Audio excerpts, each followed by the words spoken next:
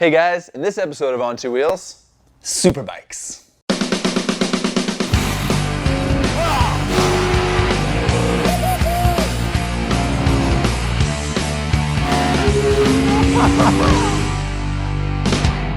Our annual Class of test is something we look forward to every year because it means bringing together the most powerful and technologically advanced motorcycles available to the public. This year that includes the Aprilia RSV4 RF, BMW's S1000RR, the Ducati 1299 Panigale S, Kawasaki ZX-10R, and Yamaha's new YZF R1M. That's almost 900 horsepower and NASA amounts of technology. And because these bikes are so sophisticated, we always break this test down into two categories. So, in this episode, using science as well as this easel, we will determine which bikes are best on the street and which bikes are best on the track. First up, the street.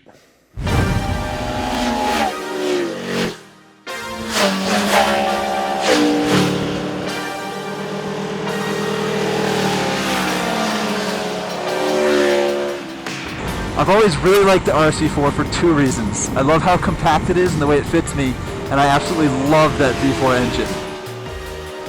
This new bike, Aprilia went over it top to bottom and they found a ton of horsepower. And they also shortened the internal gear ratios so it accelerates a lot faster. I mean, this thing is a freaking rocket. Given the fact that it's cranking out 180 horsepower, it's surprisingly easy to ride. I mean, throttle response is fantastic. The suspension isn't electronic, but it's still premium all-in stuff and really well calibrated. And I mean, who can argue with the sound of that V4 engine? This bike makes the second most horsepower here. It's comfortable, it sounds absolutely amazing. It steers where you want it to, the suspension works great, the brakes work great. It just behaves so well, which is really amazing given the fact that it makes as much power as it does and is just such a potent machine.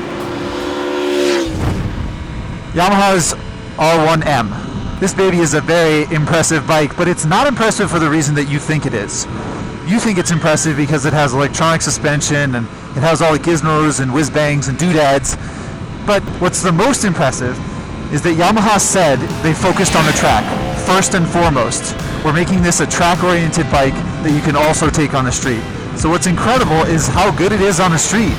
The frame spars get hot, but your legs don't touch them, like on the BMW S1000RR. It's buttery smooth, much smoother than the BMW, smoother than the Ducati. Then again, an out-of-balance washing machine is smoother than the Ducati, so that's not saying a lot. Coming to a stop on this bike and turning it around will show the only two chinks in the R1's armor. One, it doesn't have the auto blip downshift. That's all the rage these days that the Ducati and BMW have, that are pretty brilliant if we're honest, especially on the racetrack. It's fun on the street. The other thing is that this bike is geared for about 350 miles an hour as far as I can tell. Other than that, this has caught up to, if not surpassed, the best handling superbike ever as far as I'm concerned, which is Aprilia's RSV4, which is still incredible, but this, I don't think anything handles as well as this does. It's absolutely just telepathic. You look where you want to go, and you're there. Beautiful Yamaha, beautiful.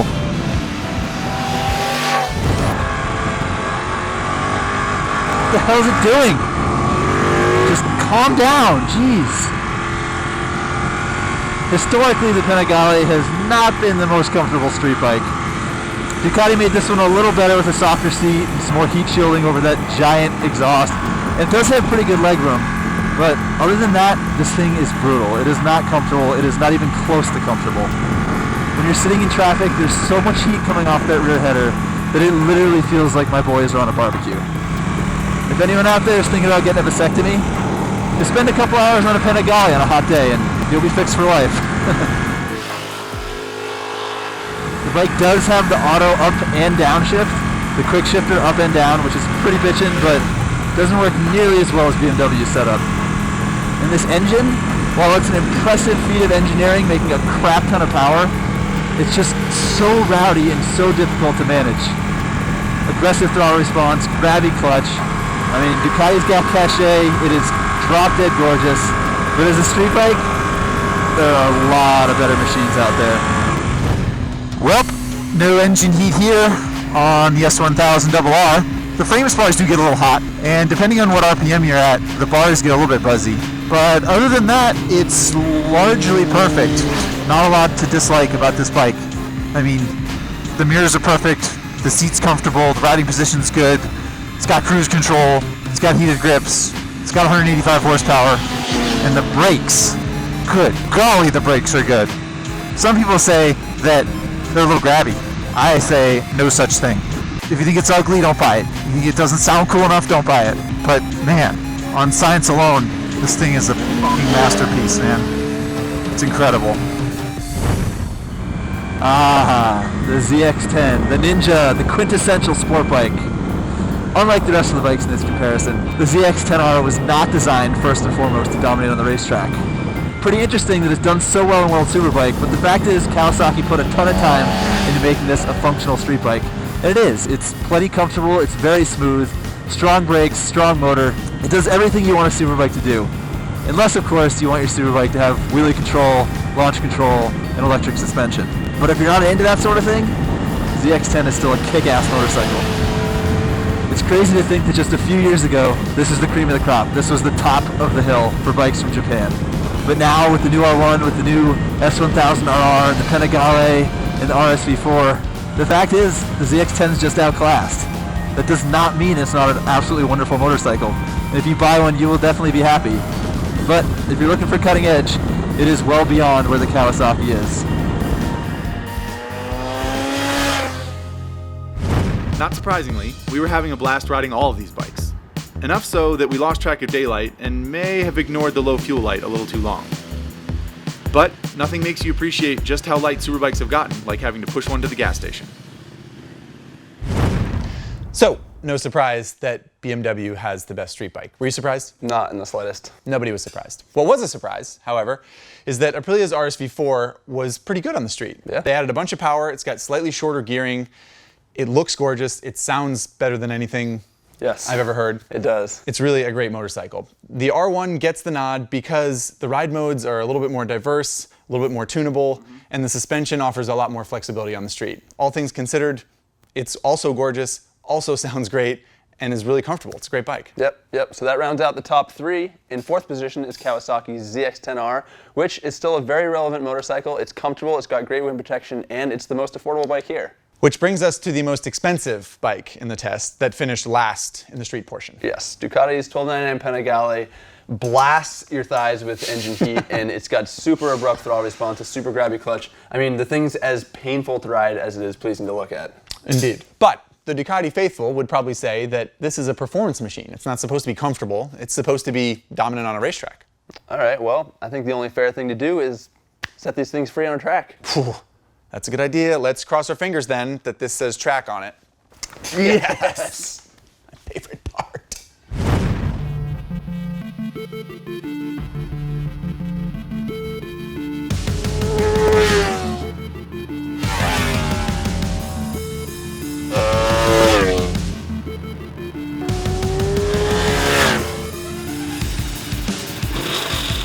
And wouldn't you know it, the Ducati was in its element at the track. The engine still hits hard and slams into the rev limiter too quickly, but once you calibrate to its character, it'll fire you off corners like a steam catapult. And the quick shifter is butter at high RPM, way smoother than it was on the street. The Duck's brakes are beastly, and none of the bikes were as composed while trail braking towards an apex. And those wide bars that were so awkward on the street, they offer a lot of leverage at the track. The Ducati transitioned the fastest and had the quickest, lightest handling by a fair margin.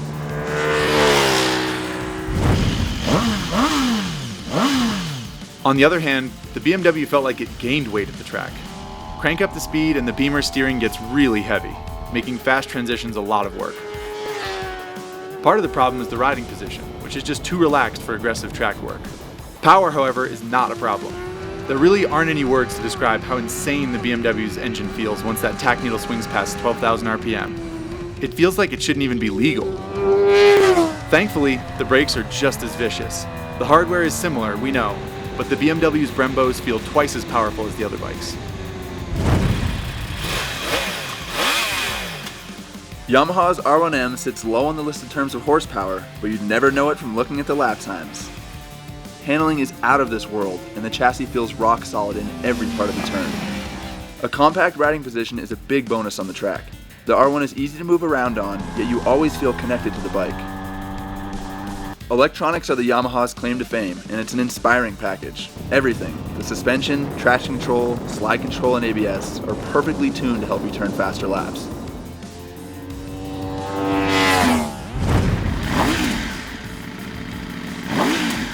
This top-of-the-line RF version adds about $6,000 to the price of a base model RSV4 and gets you forged wheels, Öhlins suspension, and racy graphics. It is absolutely sublime on a closed circuit. A slightly more aggressive stance than the R1 puts the Aprilia in a perfect position to fly around a racetrack. The bike feels compact, and any inputs get ultra-quick responses. The motor, quick shifter, and brakes are all stunning. Think you'll miss the electronic suspension here? You won't.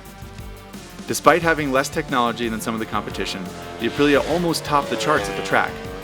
Not all that surprising when you think about it. 180 horsepower and near perfect handling will do that.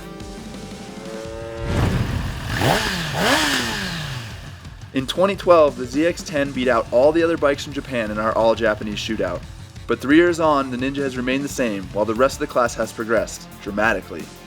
And that fact was plainly evident at the track. The Ninja makes good power, but not as much as the other bikes here. It handles well, but not as well as the competition. And it has some useful electronic features, but they're not as good as what the other bikes have. The traction control in particular proved less refined and less effective.